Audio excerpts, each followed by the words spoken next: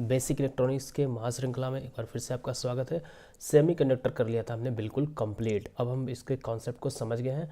P type और N type semiconductor कैसे बनता है उसमें एंटर कर चुके हैं। पिछले क्लास में मैंने समझा दिया था कि इलेक्ट्रॉन्स और होल्स का कॉन्सेप्ट क्या होता है, वो कहाँ से आया। अब इस थोड़ा सा स्ट्रक्चर को समझने की कोशिश की। इससे पहले मैं एक चीज़ दिखा दूँ आपको कि हमने पढ़ा था कि इंट्रिंसिक सेमीकंडक्टर में, जो कि बिल्कुल प्योर होता है, उसमें कैरियर कंसंट्रेशन भी मैंने समझाया था, उसका भी यूज हम फिर से देखेंगे। उसमें जब कोई इम्प्योरिटी एटम मिलाते हैं ट्राईवैलेंट या फिर पेंटावैलेंट, तो बनता है एक्सट्रिंसिक सेमीकंडक्टर। तो इंट्रिंसिक से एक्सट्रिंसिक में जाने के लिए हम कर क्या रहे हैं, क्या पर्पज है, किस फ़ायदे के लिए हम ये कर रहे हैं, वो इस डायग्राम में आपको समझ में आने वाला है। देखिए, ये एक इंट्रिंसिक सेमीकंडक्टर का मैंने एटॉमिक स्ट्रक्चर को दिखाने की कोशिश की, जिसमें कि ठीक है, ये है इंट्रिंसिक, ठीक है, ये है इंट्रिंसिक।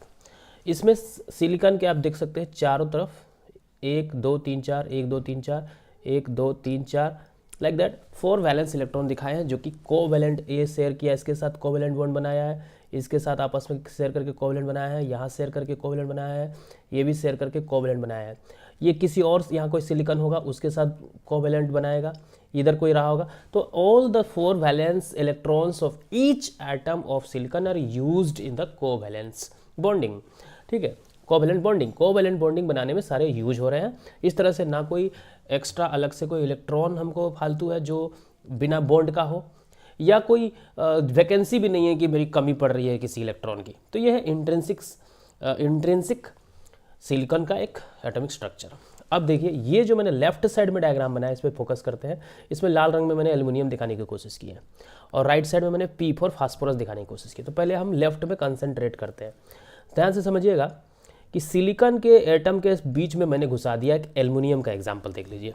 इसमें क्या हो रहा है कि जैसे मैंने बताया था कि सिलिकॉन के चारों वैलेंस इलेक्ट्रॉन यूज हो रहे हैं, चारों वैलेंस इलेक्ट्रॉन हो रहे हैं, चारों वैलेंस इलेक्ट्रॉन यूज हो रहे हैं। यहाँ पे एल्युमिनियम क्या होता है, ट्राईवैलेंट एटम होता है। चूंकि ये ट्राईवैलेंट एटम होता है, इसके वैलेंस सेल में 3 इलेक्ट्रॉन होते हैं, यानी कि ये 3 ही कंट्रीब्यूशन देगा बॉन्डिंग बनाने में। तो एक तो इसके साथ यूज हो गया, एक इसके साथ यूज हो गया, एक इसके साथ यूज हो गया। जो चौथा किसी को यूज करने के लिए, किसी को मतलब कोवैलेंट बनाने के लिए यूज होना चाहिए था, जो 4th वैलेंस इलेक्ट्रॉन है, उसकी कमी है यहाँ पे। मैंने कल बताया था ये बात आपको, मतलब लास्ट क्लास में वीडियो से बताया था आपको कि सिलिकॉन के 4 होते हैं, एल्युमिनियम के 3 होते हैं, यानी कि जब बॉन्डिंग बनेगी तो एक की कमी रह जाएगी। तो दैट कमी द वैकेंसी है, जो अनऑक्युपाइड स्पेस है, यह जो कोवैलेंट बॉन्ड बनना चाहिए। अगर मैं समझाने की कोशिश करूं तो 2 इलेक्ट्रॉन के पेयरिंग से एक कोवैलेंट बॉन्ड बनता है। लेकिन मान लो कि मेरा एक कंट्रीब्यूशन दे रहा है, एल्युमिनियम कंट्रीब्यूशन दे ही नहीं पा रहा, सिलिकॉन तो दे रहा लेकिन एल्युमिनियम नहीं दे पा रहा, यानी यहाँ एक कमी है, एक होल क्रिएट हो रहा। There will be a hole. एक बड़ा सा सर्कल बनाने की कोशिश करता हूँ जो होल दिखा रहा। तो ये जो होल है वो यहाँ कहीं ना कहीं डेवलप हो रहा है। तो इस तरह से क्या मैंने देखा कि एक एल्युमिनियम के एटम की वजह से एक होल बना पा रहा हूँ मैं। होल क्या है मुझे फिर से बताने की जरूरत नहीं है, बस इतना समझना है यहाँ पे मुझे कि एल्युमिनियम एटम को मिलाने से मैं एक होल क्रिएट कर पाया। ठीक है, फिलहाल इतना समझ लीजिए। एक और नोटवर्दी बात यहाँ है, वन एटम ऑफ एल्युमिनियम, या फिर इन जनरल में कहूँ तो 1 atom of a trivalent element या 1 trivalent atom is giving rise to formation of 1 hole. तो एक एटम, मैं आपको अगले स्लाइड में बात लिखूंगा, एक जो मेरा ट्राईवैलेंट एटम होगा, ट्राईवैलेंट एटम, वो क्या देगा, 1 होल को कंट्रीब्यूट करेगा। ठीक है, ये नोट कर लेते हैं। अच्छा, ट्राईवैलेंट एटम को हम एक्सेप्टर एटम भी कहते हैं। क्यों कहते हैं?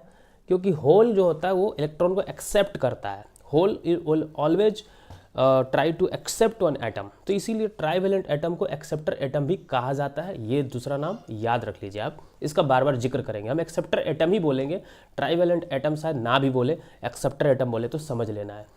ठीक है, उसी तरह से दूसरे डायग्राम को देखने की कोशिश करिए। तो ये मेरा क्या था, इम्प्योरिटी यहाँ में है, ट्राईवैलेंट मिलाने की मैंने कोशिश की। ठीक है, होल क्रिएशन मैंने किया है, फिलहाल इतना समझ लीजिए। यहाँ पे मैंने फास्फोरस दिया, बिल्कुल फास्ट समझने की कोशिश करेंगे। देखिए 1 2 3 4 और एक 5 एक्स्ट्रा है। चार फास्फोरस के जो 4 वैलेंस इलेक्ट्रॉन है, एक फास्फोरस का एटम बनाया मैंने यहाँ पे, उसके 4 जो है वो यूज हो रहे हैं, लेकिन ये 5वां जो यूज नहीं हो रहा है, ये जो 5वां इलेक्ट्रॉन है वो फ्री है। फ्री है मतलब कोई यूज नहीं है इसका, ये बॉन्ड में नहीं है, या कह सकते हैं ये एटम के साथ अटैच नहीं है, फ्री टू मूव है। तो ये कहीं ना कहीं एक तरह से कंडक्शन बैंड में आराम से जाने के लिए तैयार है। It is loosely attach. देखिए बॉन्डिंग में कोई इलेक्ट्रॉन चला जाता है तो बहुत स्ट्रांगली अटैच होता है, लेकिन चूंकि ये इलेक्ट्रॉन किसी कोवेलेंट बॉन्ड में यूज नहीं हो रहा, although it is a part of the whole structure, it is not tightly और strongly connected with the atom, so it is free to move. तो ये हम इजीली इसको कंडक्शन बैंड में भेज सकते हैं, या ऐसा भी नहीं कह सकते ये ऑलरेडी कंडक्शन बैंड में है, बट ईजिली ये कंडक्शन बैंड में जा सकता है। तो ये कहीं ना कहीं एक फ्री इलेक्ट्रॉन को कंट्रीब्यूट किया। तो अगले स्लाइड में मैं लिख देता हूँ कि एक पेंटावैलेंट अगर आप मिलाओगे, पेंटावैलेंट, फास्फोरस क्या है, पेंटावैलेंट है, ठीक है, सॉरी, फास्फोरस क्या है, पेंटावैलेंट है, ये क्या है, पेंटावैलेंट है, ये ट्राईवैलेंट था। ट्राईवैलेंट ने क्या बनाया, होल, पेंटावैलेंट क्या बना रहा, फ्री इलेक्ट्रॉन। तो मैं वही यहाँ पे लिख देता हूँ, पेंटावैलेंट एटम क्या करता है, एक पेंटावैलेंट एटम मिलाओगे तो एक इलेक्ट्रॉन कंट्रीब्यूशन देगा वो, sorry not electrons, it is electron single. अच्छा, जिस तरह से ट्राईवैलेंट एटम को एक्सेप्टर एटम कहा मैंने, उसी तरह से पेंटावैलेंट एटम को बोला जाता है donor, donor atom. Donor atom क्यों कहते हैं डोनर एटम, क्योंकि it is always trying to donate one electron. देखिए एक ट्राईवैलेंट एटम, यहाँ फिर से दिखा देता हूँ, एक ट्राईवैलेंट एटम एक होल बनाया, मतलब ये एक इलेक्ट्रॉन को एक्सेप्ट करेगा, इसीलिए इसको एक्सेप्टर कहा हमने। उसी तरह से एक पेंटावैलेंट एटम डोनेट करेगा एक इलेक्ट्रॉन, 4 तो पेयर में यूज हो रहा, but the 5th electron will always donate one electron, 5th electron always be donated. तो सिंपल शब्दों में कह दूँ कि ट्राईवैलेंट एटम एक्सेप्टर कहलाएगा, पेंटावैलेंट एटम डोनर कहलाएगा। ट्राईवैलेंट, एक ट्राईवैलेंट एटम को मिलावट करोगे, मिश्रण करोगे तो एक होल बनाएगा, ये जरूर याद रखिए, बहुत इंपॉर्टेंट है। यहाँ एक बहुत इंटरेस्टिंग बात यहाँ से ये निकलेगी ना कि मान लो 1,00,000 ट्राईवैलेंट एटम मिलाऊंगा तो 1,00,000 होल बनेगा। इसका कहने का मतलब ये है, समझने की कोशिश करें भावनाओं को, कि मेरा एटम का कंसंट्रेशन इलेक्ट्रॉन का कंसंट्रेशन बन जाएगा, क्योंकि जितना एटम उतना इलेक्ट्रॉन उतना होल, जितना एटम उतना इलेक्ट्रॉन, जितना एटम उतना होल। तो अगर मैं बोलता हूँ एटम का कंसंट्रेशन इतना है, बच्चे कंफ्यूज हो जाते हैं कि सर ने बोला कि एटॉमिक कंसंट्रेशन या एटॉमिक डेंसिटी मेरी इतनी है, तो इलेक्ट्रॉन की डेंसिटी वो कैसे हो गई, क्योंकि जितना मेरा एटम का डेंसिटी है उतना ही इलेक्ट्रॉन का डेंसिटी होगा। तो I hope it's clear up to here, ठीक है। तो अगला लाइन में बताने जा रहा हूँ, फिर से एक बार बातें दिला दूँ आपको याद, कि इंट्रिंसिक सेमीकंडक्टर में जब इम्प्योरिटी मिलाते हैं तो एक्सट्रिंसिक बनता है। इम्प्योरिटी 2 तरह की हो सकती है। क्या क्या इम्प्योरिटी हो सकता है, क्या क्या इम्प्योरिटी हो सकता है, अगर आप मिलाओगे एक्सेप्टर इम्प्योरिटी, एक्सेप्टर जो कि ट्राईवैलेंट होता है, मिला सकते हो आप, ये भी इम्प्योरिटी हो सकता है। एक्सेप्टर एटम मिला सकते हो, या फिर आप डोनर एटम मिला सकते हो, डोनर एटम भी मिला सकते हो, डोनर एटम भी मिला सकते हो। एक्सेप्टर एटम मिलाओगे तो क्या बनेगा, किस तरह का एक्सट्रिंसिक बनेगा, ठीक है। एक्सेप्टर एटम मिलाओगे तो बनेगा आपका पी टाइप, और अगर आप डोनर एटम मिलाओगे तो बनेगा एन टाइप मटेरियल। कैसे, एक्सेप्टर एटम होल्स को डोनेट किया है इसीलिए पी टाइप बना, और डोनर एटम्स क्या कर रहा है, इलेक्ट्रॉन्स को डोनेट कर रहा है, इसीलिए बन रहा है एन टाइप। तो होल से पी टाइप, इलेक्ट्रॉन से एन टाइप जुड़ा हुआ है। ये बात आपको तो क्रिस्टल क्लियर हो गई होगी अब तक कि होल्स मतलब ऐसा मटेरियल जिसमें होल्स ही बहुत पाए जा रहे हैं तो वो पी टाइप मटेरियल है, ऐसा मटेरियल जिसमें इलेक्ट्रॉन्स पाए जा रहे हैं वो एन टाइप मटेरियल है। तो इसका सीधा संबंध हो गया कि एक्सेप्टर एटम पी टाइप बना रहा, डोनर एटम एन टाइप बना रहा। अब यहाँ पे एक और बात क्लियर कर देता हूँ, इम्प्योरिटी एटम कितना क्या बताया मैंने, ट्राईवैलेंट और पेंटावैलेंट। ट्राईवैलेंट जो होंगे, ठीक है, ट्राईवैलेंट जो होंगे वो एक्सेप्टर कहला रहे हैं, बार बार मैं याद दिला रहा हूँ आपको। पेंटावैलेंट डोनर कहला रहे हैं, ठीक है, डोनर एटम कहला रहे हैं। और क्या विशेषता है ट्राईवैलेंट की और पेंटावैलेंट की, ये भी बता दूं आपको।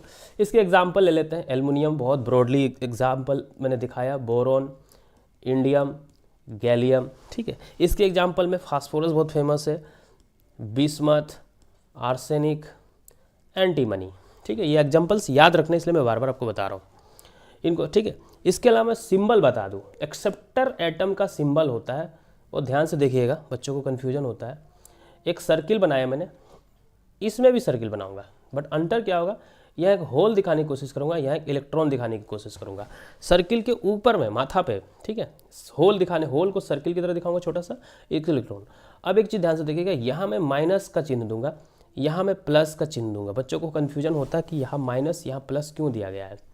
देखिए होल क्या होता है, एक इलेक्ट्रॉन को एक्सेप्ट करता है। जब भी एक होल किसी इलेक्ट्रॉन को एक्सेप्ट करेगा तो इन आप केमिस्ट्री के दृष्टिकोण से अभी यहाँ पे थोड़ा सोच सकते हैं कि जब भी किसी जगह पे एक इलेक्ट्रॉन आएगा तो वो क्या हो जाएगा। अगर पहले से मान लीजिए एक जगह है, ये पहले से इलेक्ट्रिकली न्यूट्रल है, इलेक्ट्रिकली न्यूट्रल या चार्ज के पॉइंट ऑफ व्यू से न्यूट्रल है। मैं आपको पहले भी बता दूं, एक चैप्टर में बताऊंगा चार्ज न्यूट्रलिटी का एक पार्ट हम यहाँ देखने वाले हैं, उससे रिलेट करूँगा कि कोई भी पी टाइप मटेरियल बना आपका, मैं आपको पहले वही बता देता हूँ।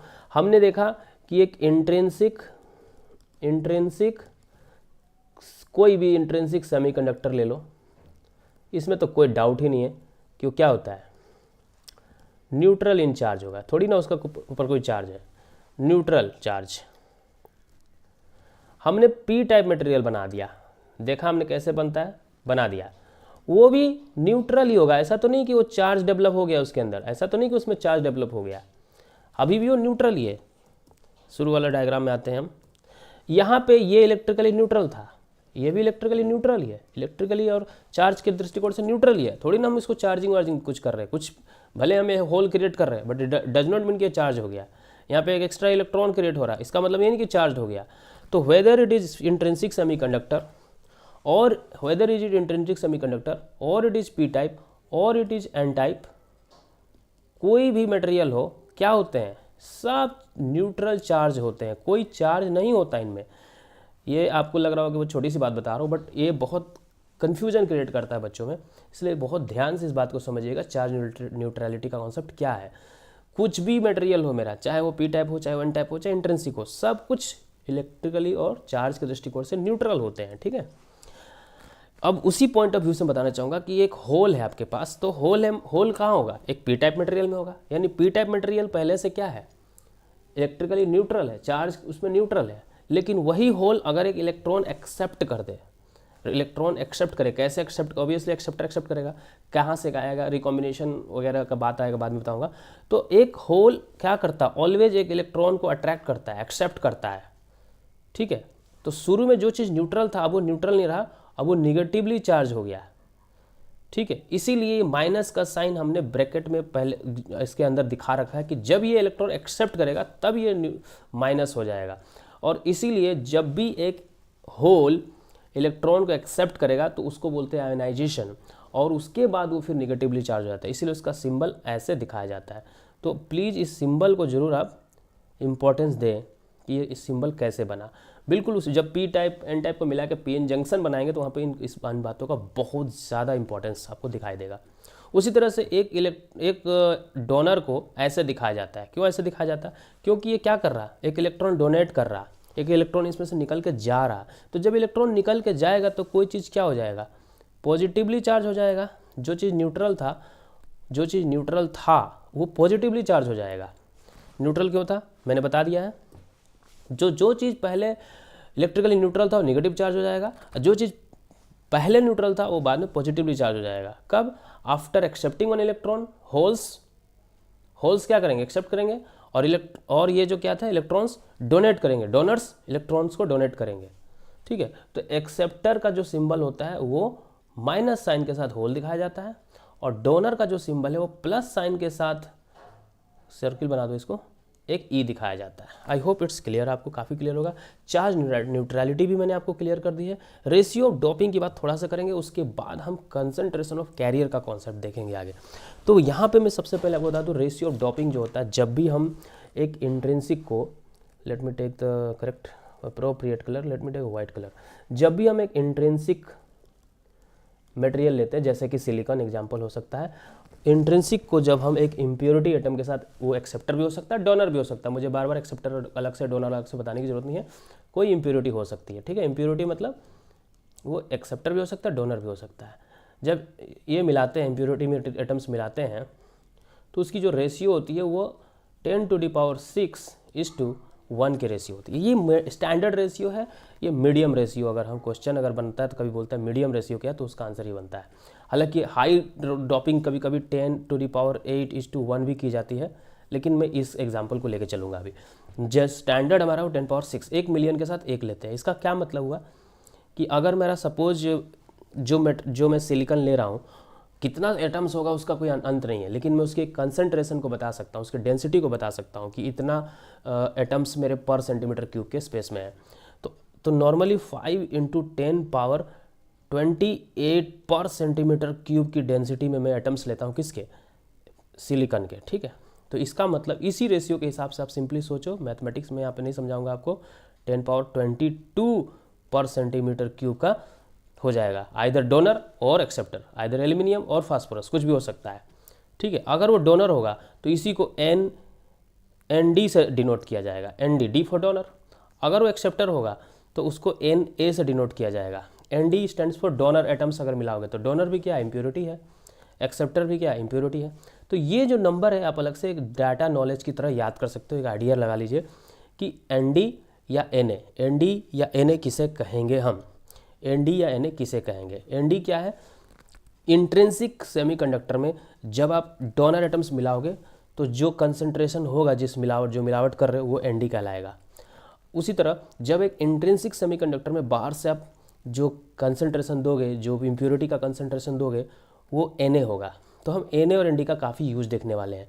यही Na आपको बताने वाला है, आगे जाके हम देखेंगे कि majority carrier concentration, minority carrier concentration क्या है, total hole concentration, total electron concentration, इन सारी बातों का जिक्र हम अगले क्लास में देखेंगे। और हम P टाइप और N टाइप का जो कॉन्सेप्ट है 100% क्लियर कर देंगे। उसके बाद PN जंक्शन में एंट्री करेंगे। आई होप यहाँ तक आपको क्लियर होगा।